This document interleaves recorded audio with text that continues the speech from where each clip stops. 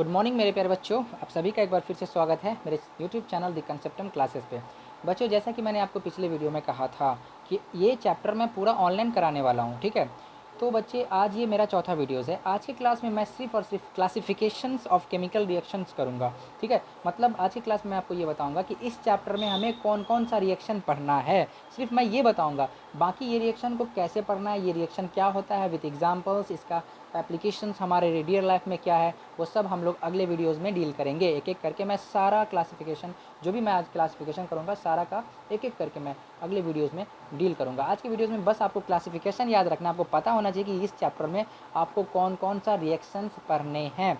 तो बच्चे, आज के वीडियोस में हम लोग यही जानेंगे कि हमारा जो केमिकल रिएक्शन एंड इक्वेशंस है, उसमें कितने तरह के केमिकल रिएक्शंस हमें पढ़ने हैं, उसको जानना है। तो प्लीज़ आप लोग बोर्ड पे फोकस कीजिए और प्लीज़ इस क्लासिफिकेशन को अपने नोट्स में अच्छे से एक जगह पे चार्ट पेपर में नोट करके और कहीं पे चिपका लीजिएगा, ताकि जब भी देखो तो उस पर नज़र पड़े, अच्छा ये होता है, ये होता है, ठीक है। ये तरीका है बच्चे पढ़ने का, ठीक है। तो मैं आगे बढ़ता हूँ, आपको ये बताता हूँ कि इस चैप्टर में हमें कौन कौन सा केमिकल रिएक्शंस पढ़ने हैं, कितने टाइप्स पढ़ने हैं। तो चलिए बोर्ड पे फोकस करते हैं। बच्चे, आज का हमारा टॉपिक है, देखिए, classification of chemical reactions on different basis.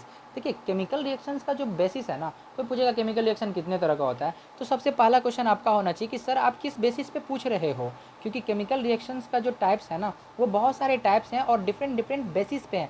हर चीज़ का क्लासिफिकेशन जब भी होता है ना किसी चीज़ का, तो कुछ बेसिस पे होता है। तो किस बेसिस पे आप पूछ रहे हो, जब भी कोई टीचर आपसे ये सवाल पूछे कि बच्चे केमिकल रिएक्शन कितने तरह के होते हैं, तो आपका ये सवाल होना चाहिए कि सर आप किस बेसिस पे पूछ रहे हो, ठीक है। उसके बाद देखो कि वो क्या बोलते हैं, उसके बाद आप जवाब दो। तो बच्चे, मैं जो आज क्लासिफिकेशन करने जा रहा हूँ, वो 3 बेसिस पे आपको बताने जा रहा हूँ कि 3 बेसिस पे, ठीक है। तो आप बोर्ड पे देखिए, पहला जो मैंने लिखा है, अब ध्यान से देखो, यहाँ पे आप फोकस करो, ठीक है।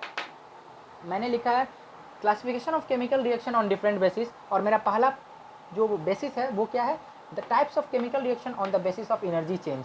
एनर्जी चेंज के आधार पर मैंने पहला टाइप्स बताया है। और बच्चे, एनर्जी चेंज के आधार पर जो केमिकल रिएक्शंस होते हैं वो सिर्फ 2 ही होता है, आपने नाम भी सुना होगा। एक होता है एक्सोथर्मिक रिएक्शन और एक होता है इंडोथर्मिक रिएक्शन। बाकी इसके बारे में मैं ढेर सारी बात आपको बताऊंगा अगले वीडियोस में। मैंने आज क्या बोला था कि सिर्फ क्लासिफिकेशन करूंगा, अगले वीडियोस में मैं आपको उसको डिटेल्स से बताऊंगा कि ये क्या होता है, उसका एग्जांपल क्या है, इस पे एग्जाम में क्वेश्चंस कैसे आते हैं, सारा कुछ बताऊंगा। प्लीज़ पेशेंस रखिए, ठीक है। तो आप अभी सिर्फ ये समझो कि पहला types of chemical reaction on the basis of energy change 2 होता है एनर्जी चेंज के आधार पे, एक होता है एक्सोथर्मिक और एक होता है इंडोथर्मिक। अभी सिर्फ आपको यही याद करना है, बाकी ये क्या होता है वो अगले वीडियोज़ में देखेंगे।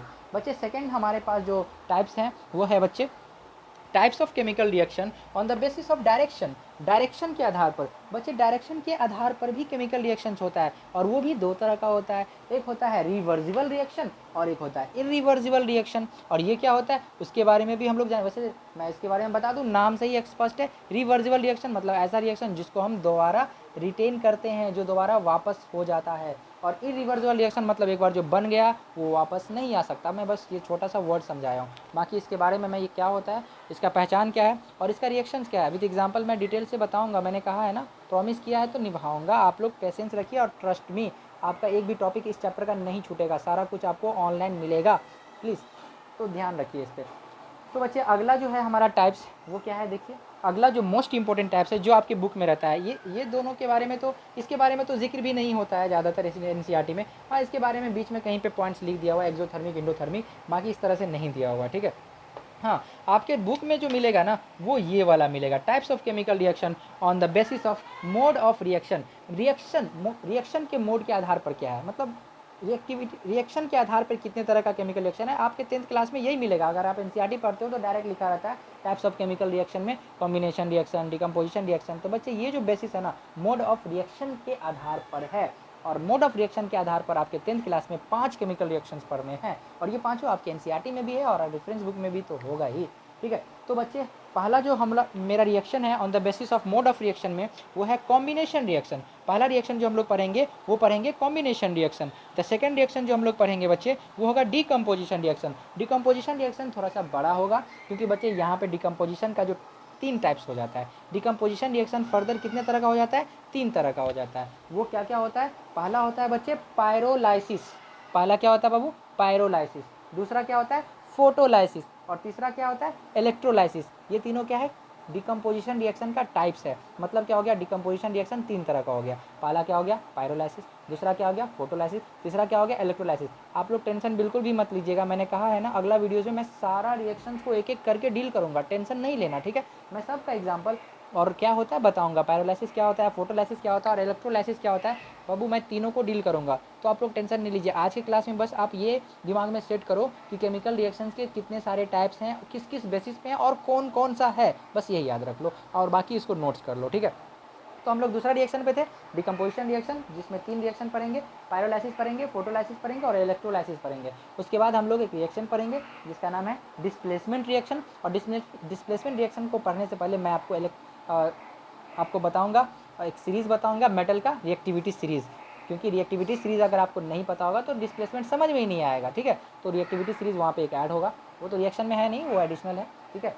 तो उसके बाद डिस्प्लेसमेंट के बाद हम लोग डबल डिस्प्लेसमेंट रिएक्शन पढ़ेंगे और सबसे लास्ट में पढ़ेंगे रेडॉक्स रिएक्शन। और रेडॉक्स रिएक्शन 2 तरह का हो जाएगा, oxidation reaction and reduction reaction. और इस चैप्टर का लास्ट टॉपिक जो होगा वो क्या होगा, application of redox reaction in our daily life. और इस तरह से ये चैप्टर हमारा अलविदा होगा। मतलब आज के क्लास में हमने आपको ये बताया कि हम लोग इस चैप्टर में क्या क्या चीज़ पढ़ेंगे, कितने सारे रिएक्शंस पढ़ेंगे, कौन कौन सा रिएक्शन कितने तरह का होगा, कौन कौन सा बेसिस है, ये जाने, ठीक है। अगले वीडियोज़ में मैं आपको यहाँ से स्टार्ट करूँगा एनर्जी चेंज पे, एक्सोथर्मिक, इंडोथर्मिक, सारा कुछ को डील करूँगा विद एग्जाम्पल। और एग्जाम में क्वेश्चंस कैसे आते हैं वो फर्दर जो भी रिएक्शंस हैं मैं सबको डिटेल से बताऊँगा।